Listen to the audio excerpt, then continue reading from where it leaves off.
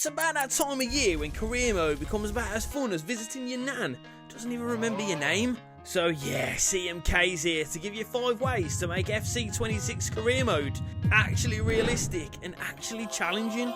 Because most of you are winning trebles with Newport County in Season 3. And quite frankly, well, stop. And I've had some of you messaging me saying career mode's too easy.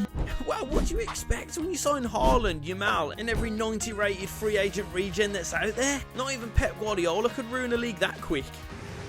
More than you believe. So then, let's jump straight in with number 1, using CMK's realistic sliders. Now, it's no secret by now that I love a sliders vid. And it seems so do you, man. And at this point, I'm expecting some man to knock on the door of me gaff every Monday asking for a new set. Speaking of love, this man just wants me to read him a bedtime story. But honestly, using these sliders brings back the challenge to career mode. And don't just take my word for it. Go into the comment section of any one of them vids. But not to gatekeep, other sets of sliders are out there. Ricky and Rory, them ones kick your ass. Cutzy, the absolute GOAT, and my personal favourite, OS Operation Sport. They're the most real ones out there. Links to where you can find them lot will be in the description. Whoa, hold up, we got some breaking news here. Yeah, I'm hearing that former Premier League winner Dimitar Berbatov has signed up to become a manager in Footium. And you can join his Friends League by simply clicking one button on their website. Now, I've been working hard getting to know my team. Stressing about my first game, I've got to be honest. But it does make me feel better. We've only gone and pulled a green kit. If you know, you know. After looking around on the transfer market, 51 rated Insik Yang, blonde Korean for 50p. How could I not? Also, we brought in his pal Ivan Cam for the same money. Both bronze go in as our highest rated players. So this is how we're lining up. I'll tell you what, pray for City. They'll be getting a good yang in. And last but certainly not least, before match day 1, we need to reveal our youth squad. So first pack, Yanev. He'd only make it up to 42 rated. Pedro Pascal. Not great. Oh, Claudio. You've never been 19 with a hairline like that. I do like you though. Graziano Ferrero. Oh yeah, he looks like he touched his 16-year-old with that tash. But wait there, we've saved the best till last. Masahiro Itagaki. You look special. And not just because you're dog arsing your lips. But anyway, in Dorking episode 8, I'll be showing the first game of the season. Thanks again to Footium for sponsoring the channel. Remember to try the game for free.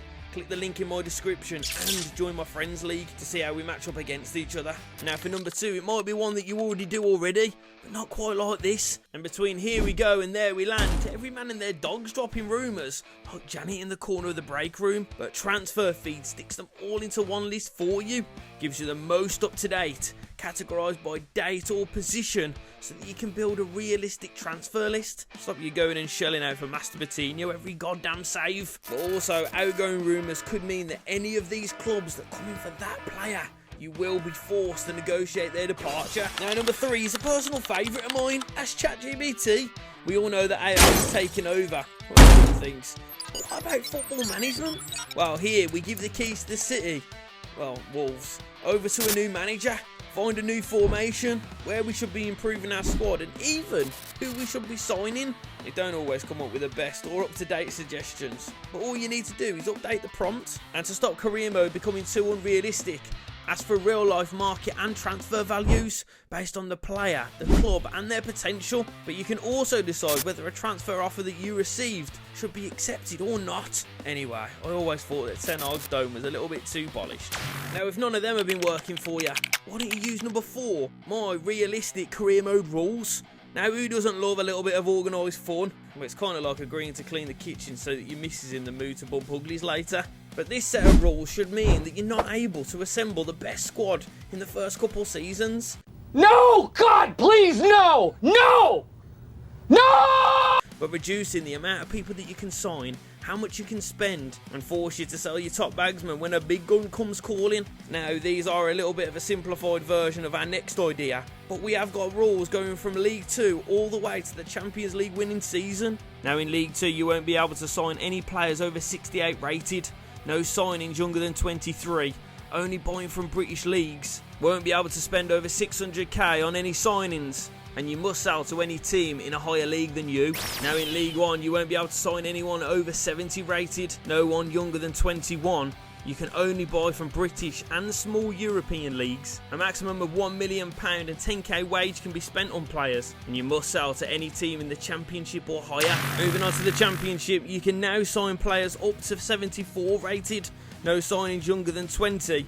Buying from British and all European leagues. A maximum signing of £5 million and 25k wage. But if you happen to stay in the Championship for a second season, this doubles. Going to the Premier League, you can start signing higher rated players up to 79. But you won't be able to buy any players that are in European competitions. Hopefully you'll have a little bit more money to play with as well. So £25 million and 90k wage to spend.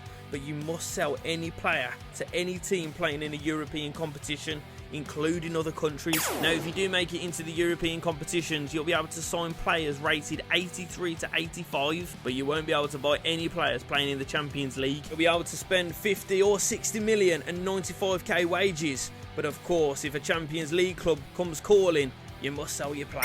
And then finally onto the Champions League seasons, no players rated over 85. You cannot buy any players who won their respective leagues. A maximum of 80 million and 110k wages. And you must sell any player to any team who won their respective league or the Champions League last season. And again, Rick and Raw do have their own set of rules that I'll be linking in the description. Check them out as well. But now on to number 5. And you'll have heard me talk about this before, but it's Buzzco's Realism companion app. It's a living, breathing spreadsheet companion to FC CareerMode, and he has come out with a new version 2.0 with a 2.5 coming soon. And yeah, it's complicated, no doubt, but it's worth every second that you put in, from building your backroom staff to improving what you've got up top. It sounds like someone's got a BBL and a bob job for Christmas. It should keep career mode fun, rewarding and challenging all the way through the cycle. It helps you build a wage structure, but also to complete some realistic transfers by inputting several bits of data that can all be found in game. It can tell you whether you should or shouldn't be signing that player, or in the reverse, if you should be selling them. Hey look, I'm happy to do a deep dive for anyone who's interested. Just get down in the comments and tell me. With all that being said, that is the end of this one. It's something a little bit different. If you liked it, let me know down in the comments. Much love to all the channel members, Dave, Jose, Joaquin, Mike, David and Ed Huff. You're new around these parts, ain't you, kid? But as always, it's much love from me. I'll see ya this Saturday for Dorking. It's much love and peace.